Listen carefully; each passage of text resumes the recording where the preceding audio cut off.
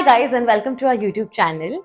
Thank you for joining. This is our first ever YouTube video and our podcast. So the entire thought behind curating a safe space for women like True Comfort was to make them feel seen, heard and valued emotionally. And this is what actually women feel true comfort is. So today's chat would be about what women actually want, not materialistically or otherwise, but one of the most bare minimum things. But yeah, we still have to ask and discuss about it.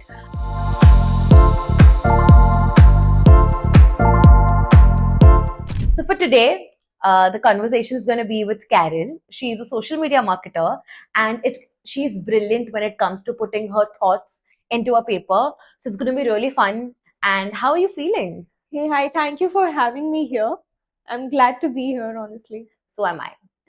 Okay, so today's conversation is going to be very fun and to the points, what we truly feel and what women actually deserve. So if I ask you what women truly want, or you as a person, what truly want, what would be your thought?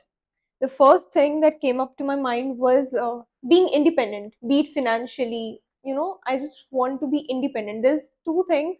First of all, we always think that independence and freedom both go hand in hand or are same, but it's not. मुझे ऐसा लगता है that independence is a byproduct of freedom. क्योंकि अगर आपको मौका ही नहीं दिया जा रहा है कि आपको क्या चूज करना है, आपको उतनी फ्रीडम होनी चाहिए कि what you want to study और what you want to wear, what you want to speak. मतलब सोसाइटल नॉर्म्स इतने हैं कि हर चीज पे क्वेश्चन होता है. Whatever you do, the way I am sitting is wrong. अरे ऐसे अच्छे से बैठो. मैं किस डेसिबल में बात कर रही हूँ उसका भी एक फिक्स्ड अमाउंट है फॉर वुमेन. मैं अगर तेज चिल्ला के हंस रही हूँ तो औरतें ऐसे नहीं हंसती हैं. या तुम पढ़ लिख के क्या करोगी. Exactly.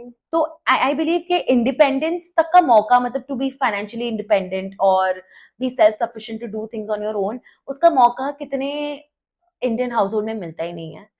सो आई बिलीव या two of them don't go hand in hand. It's a byproduct of each other. So I saw one reel.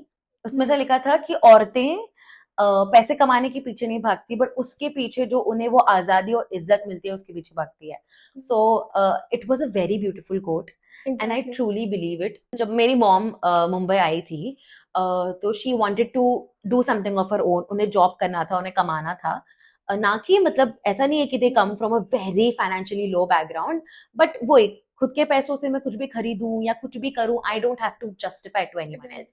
But later then she got married and she had kids. So with all that responsibility she could not do it. So now when she sees me earning, वो मुझे बस ये बोलती है कि अपने पैसे अपने पास रखो, तुम्हें जो शौक पूरे करने करो.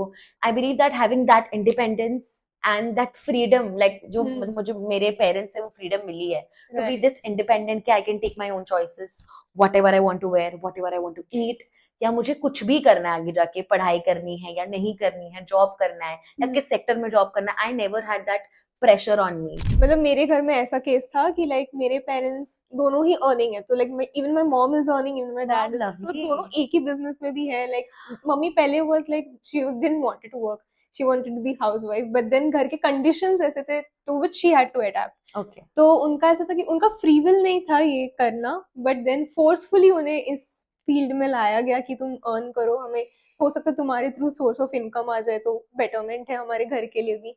तो कहीं ना कहीं भी उनकी चॉइस नहीं थी, बट उनको वो एडजस्ट करना पड़ा था. But again, it's lovely that your father pushed your mother to this limit. हाँ. And I solely believe के मतलब वो जो है ना कहावत कि एक सक्सेसफुल आदमी के पीछे एक औरत का हाथ होता है. आई बिलीव एक औरत भी कितना अच्छा कर रही है, एक आदमी का हाथ होता ही है, B it her father, her husband, anybody. Like just that push is very needed.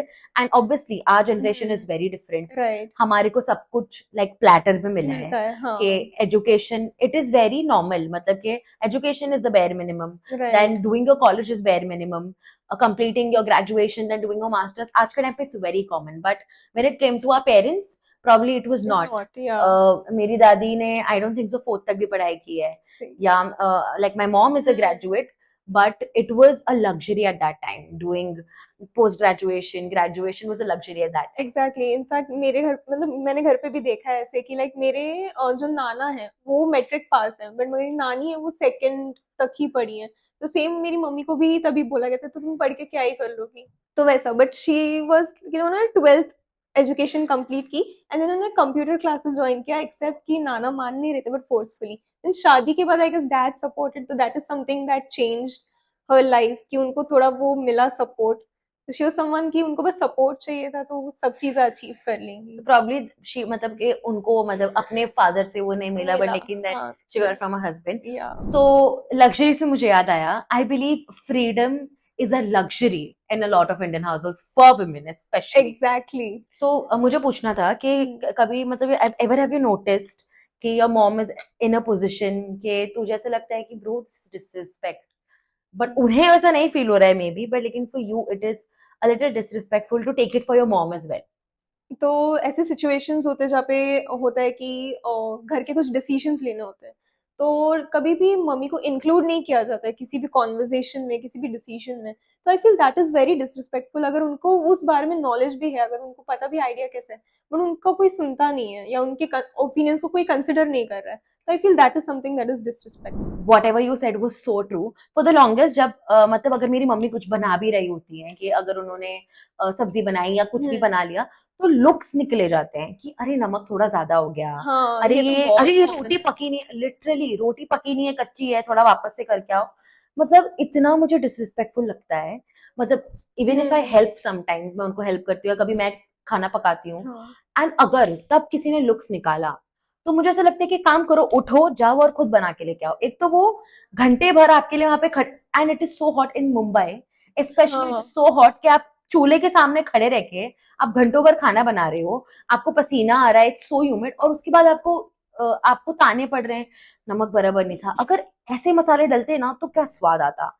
It is so disrespectful, मतलब कि उसकी मेहनत, उसके टाइम, एफर्ट्स, केयर की कोई रिस्पेक्ट ही नहीं है। And I so believe that our mothers specially वो इतना सहन करते हैं, मेरे में वो सहन शक्ति नहीं है, ट्रूली नहीं है। एग्जैक्टली। इनफैक्ट होता है ऐसा जहाँ पे लाइक मतलब अभी तो हमारी मम्मी तो कैसे सहन करके ले लेती है, लेकिन अभी आजकल की जो जनरेशन है, आई डोंट थिंक सो कि आजकल की जो वुमेन है वो ये सब सहन करके लेंगी।